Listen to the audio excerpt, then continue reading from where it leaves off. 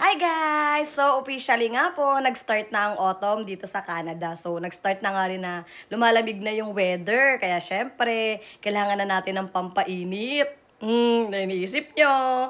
Syempre, pag malamig, kailangan natin ng mga pampainit. So, ano nga ba yung mga ginagamit namin dito sa Canada para magpainit?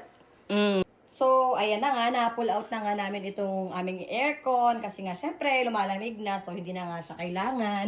Kaya, syempre, ilalabas na namin ang aming portable heater. So, meron nga kaming portable heater, pero as you can see, meron nga din kaming heater dito sa kwarto namin. Kaso, medyo maliit nga yan, since meron nga kaming baby, hindi nga yan nagiging sapat. Kaya, kailangan namin ng extra.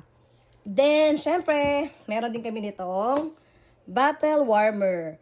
So, pag may baby, kailangan talaga ng bottle warmer, lalo na pag nagmi-milk sa gabi. Dahil, Diyos ko, sobrang lamig ng dede.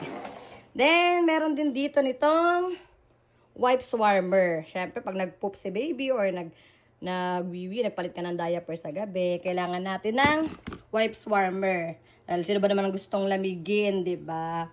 So, yung mga sinasabi ko nga ang pampainit, ayun nga yung mga pampainit na ginagamit namin para sa aming baby. Kayo dyan ha, kung ano naisip nyo.